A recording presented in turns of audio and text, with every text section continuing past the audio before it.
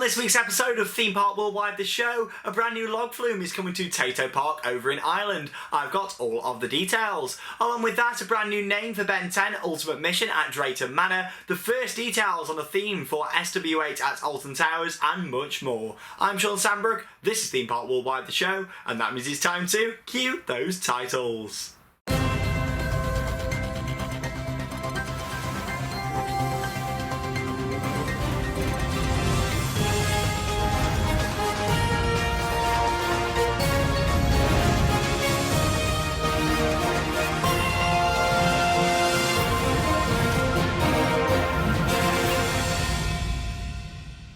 A very warm welcome to this week's episode of the show. Hope you've all had a good week. The weather outside has been absolutely beautiful. I mean, when you look out here at the world of theme parks, it's the perfect weather for going to parks and different attractions. So I'm glad the parks are starting to open again. Can't wait to start going up to Drayton Manor, Alton Towers, all the usual parks here in the UK. And of course, we're not far away now from our big Portventura trip for the opening of Ferrari Land. Now, across the past week, there's actually been adverts on British TV for Ferrari Land at Portventura. Literally a 20-second advert.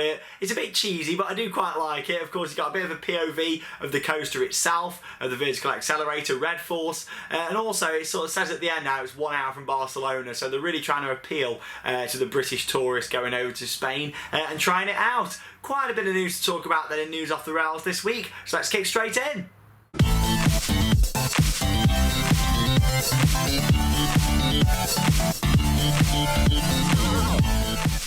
Now, Tayto Park is quite a small park located over in Ireland that I really enjoyed visiting for the first time a couple of years back. Of course, we went to ride their fantastic wooden roller coaster, which is awesome, and they've just announced they are set to put in another brand new ride for 2017. It's going to open this summer, and that'll add to their ever-growing ride lineup. I mean, you've got the main wooden coaster itself, the Cuca Lane, or however you pronounce it, I still don't know properly.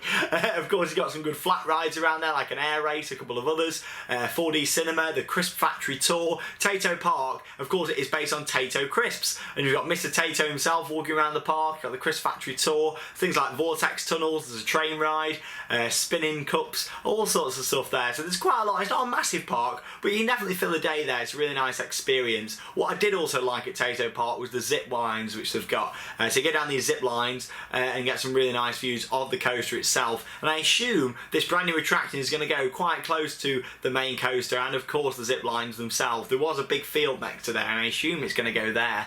And it's actually going to be a log flume. Great to see they're putting in a new water ride. I think it'd be really good for the park just to get in a big family ride next to that big family coaster, and it'll work so well. It's actually going to be called the Viking Voyage. It's going to have a lot of Viking scenery. So it's going to feature a whopping 1.7 million litres of water, along with an impressive Viking village. So I assume that's going to be like the station, some buildings around it, maybe a shop, restaurant, that sort of stuff as part of this Viking village. Families can expect to be wowed by 5 replica Viking ships. So replica means full size, so we're going to have these massive 5 big ships. I assume they're going to do a lake to put them on and all sorts, maybe a bit of a shipwreck sort of thing. I don't know, we don't really know much about it at the moment, but it sounds really exciting. There's also going to be 20 life-size Vikings there as well, so stay tuned here on the channel. We'll keep you up to date with the developments over at Tayto Park, and it's something that I'm really looking forward to in the future. Moving on to something what I am looking forward to if it happens, and that is Paramount Park, which is set to be opening down in Kent. Now it's been pushed back to 2022. This was first announced, what, 4 years ago? And it's just come up in the news again over the last sort of week. I remember seeing it like on the Lad Bible on Facebook, and then it just crops up in all the British newspapers like the Sun, the Mirror, some of our local Stoke and Derby papers as well, all about this Paramount Park, where apparently things are progressing quite well. It's just been pushed back. Apparently, you think about a few years ago, it was set to open in 2019. Now they're saying construction is going to start in 2019 with a 2022 opening date. So what's going on with it, I'm not too sure. What I'm also not too sure about is how they're marketing it as a UK Disneyland.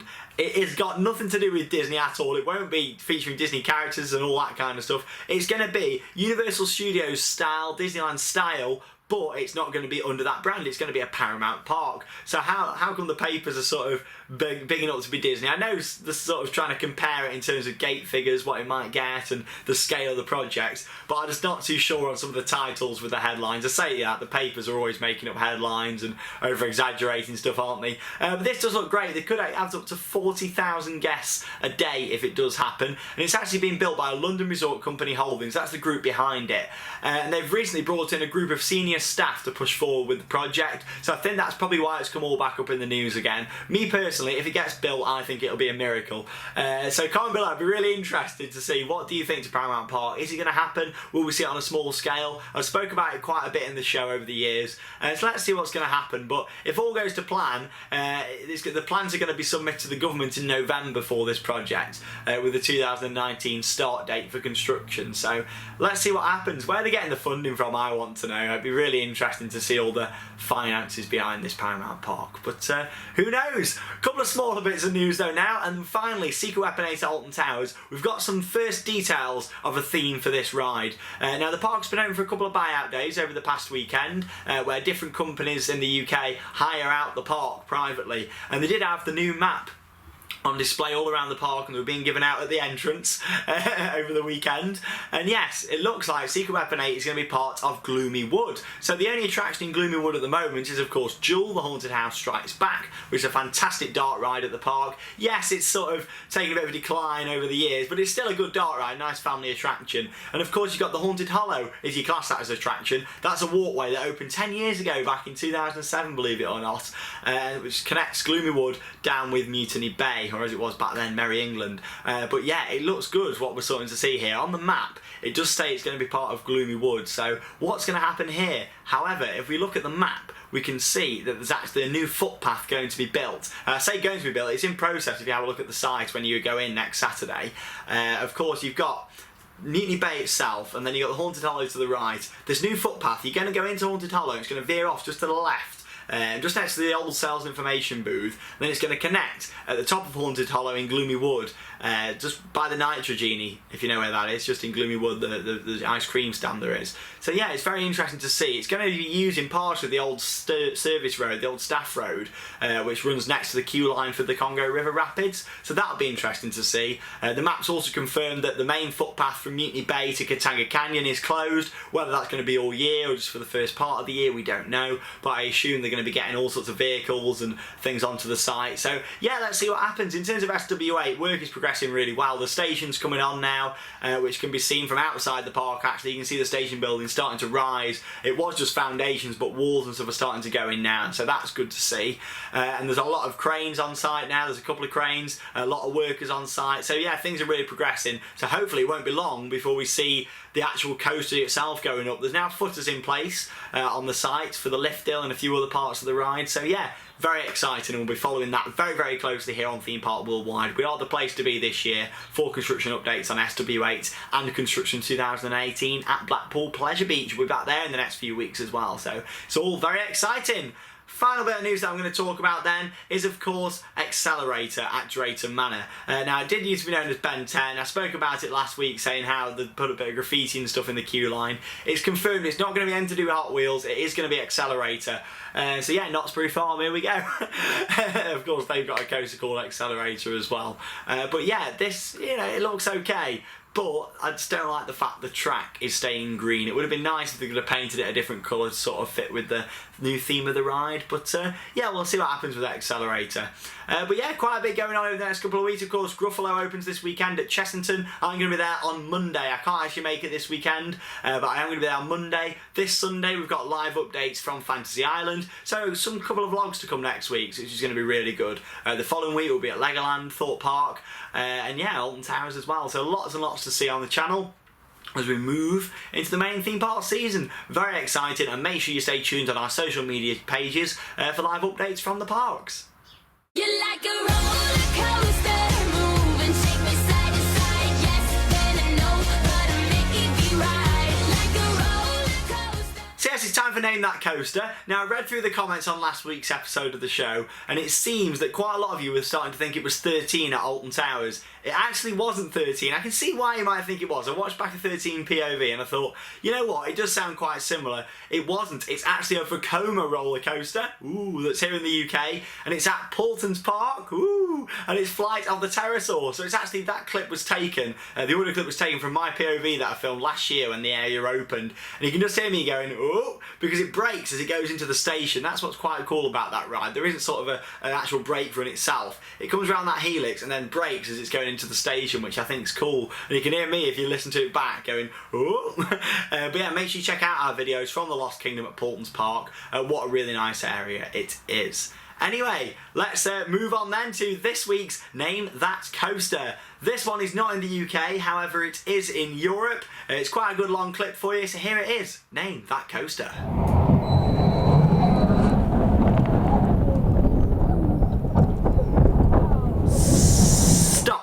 There we go, I think that's enough for that clip. All you need to do, remember, it's just for fun. Comment below on this week's episode of the show, and then next week I'll reveal what it is. Make sure you do leave comment below, because I will help certain people out if I think you're swinging the wrong way with things.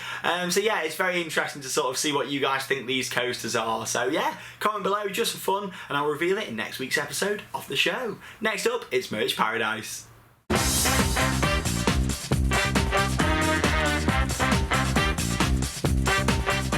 I've got another mug to show you then this week on Merch Paradise. This is quite a special one from me, Chris, John and Lee. Went over to California, and in fact we went to Las Vegas where we had an absolutely amazing time. So make sure you do check out the vlog on the channel from September 2015 when we went there. What an amazing trip that was. So this mug is from the Stratosphere Tower. Now anybody who doesn't know what that is, it's basically a massive tower in the centre of Las Vegas, what has got some thrill rides on top of it. You've got the Big Shot, which is like an S&S shot tower, and then you've got a couple of other rides there as well. There did used to be a coaster on the top, however that was removed, so we didn't actually get a chance to experience that. But yeah, they are the scariest rides that I've ever done in all my life. So here it is, you've got Big Shot just there in the middle, moving on to the side there, and you've got X-Scream, which I enjoyed. It was scary at first, but X-Scream, if you watch the vlog, you see I got my hands up on that one.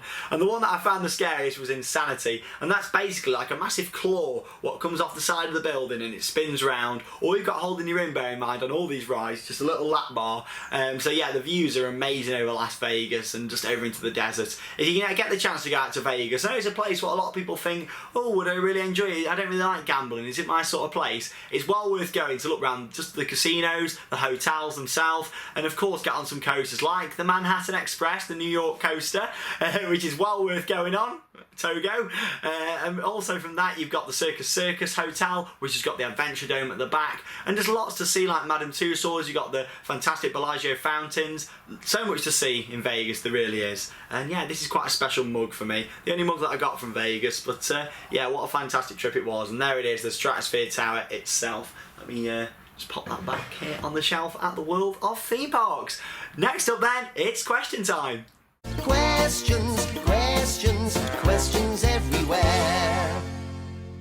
Now before I read out the 4 questions that I've got for this week, if you would like to send in a question for question time, all you need to do is message it in over on our Facebook page. Charlotte will then pick out the best questions and 4 will be read out each week here on the show. So, first question this week is from Graham, who's asked, if I could reopen one closed theme park, what would it be and why? No questions asked, American Adventure. I used to love it, it was one of my local parks here, I went there a lot as a kid, and what, it's shut over 10 years ago now, it's gone so fast, but still nothing has been done with the site. I mean, people go around there, do a bit of fishing, walking the dog, that sort of stuff. There was plans for a housing development, however the council have said they don't want that, they want it for a leisure site, which is good, but they just need to get something on with it, get moving and get something done with the old American Adventure site.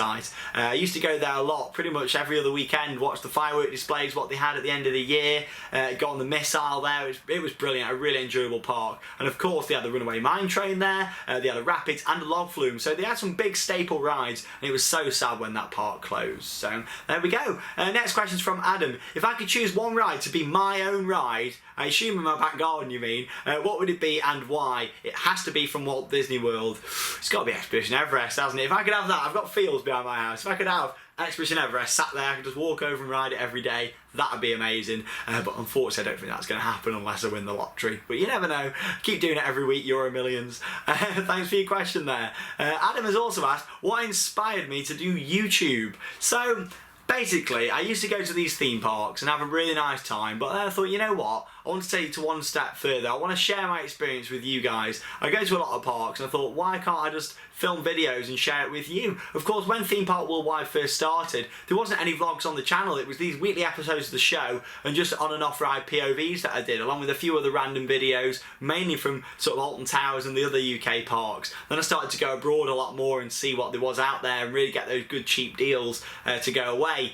But yeah, it's just, I really enjoy doing it and doing these for you guys. Of course, going out to the parks is fantastic and we have so much fun off camera as well. Bear in mind that on average a vlog of ours is about an hour long, if not a little bit longer sometimes. That is a small part of the day. We're at a park for what, 9-10 hours sometimes. However, you're only seeing that hour part of the day. So we have such a good friendship off camera as well. And it's brilliant. I wouldn't ask for anything else. And we've got some really good friends out there. If it wasn't for everyone who's been a part of Theme Park Worldwide over the years, then the channel wouldn't be how it is today. So yeah, thank you to everyone really who's just been a big part of the channel over the years. And especially to you guys for your support with Theme Park Worldwide. Here's to the future. Final question is from Toby, who's asked, do I prefer Disneyland or Europa Park?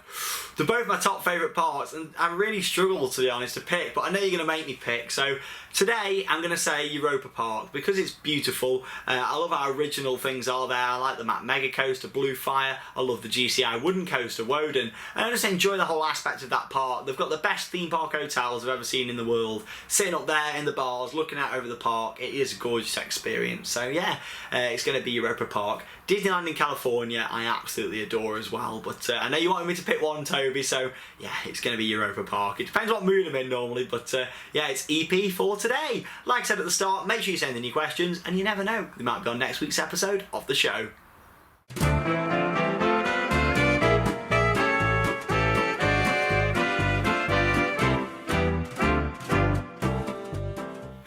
Quick this week, hasn't it? But it is time for the final section of the show, and that is TPW Showcase. Woo!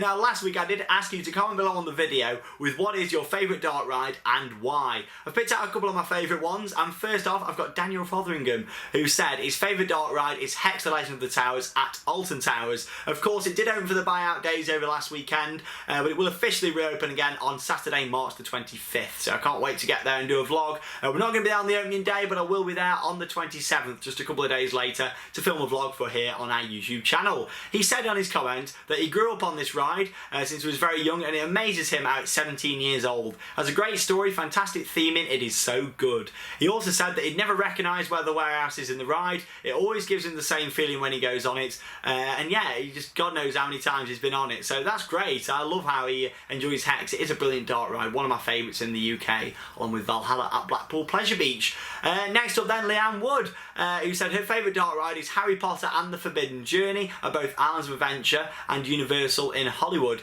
She absolutely loves it. She said the reasons are because it's Harry Potter, and also that it's the best dark ride ever, so much theming, the audio, the smells and the interactives. What I absolutely love in there is of course the ride system itself. It's amazing, and if you just sit on one of the edge seats and look out to the right or on the left if you're on that side, you can see how the technology works. When you're actually moving, when you're in the screens, you're moving around on like a transit system if you like. It's very clever how it's done, and yeah, the roll-on technology in there and the Dementors coming towards you, it is so good. I really do enjoy it. And when me and Harry went there in January, he sort of taught me a lot more about that ride. In fact, that what actually happens, I like Harry Potter, but I'm not a die-hard Harry Potter fan, so I didn't really have a clue what some parts were on it, and he explained that, so it made a lot more sense to the storyline of the ride for me. So there we go, thanks for that, Leanne, fantastic comment.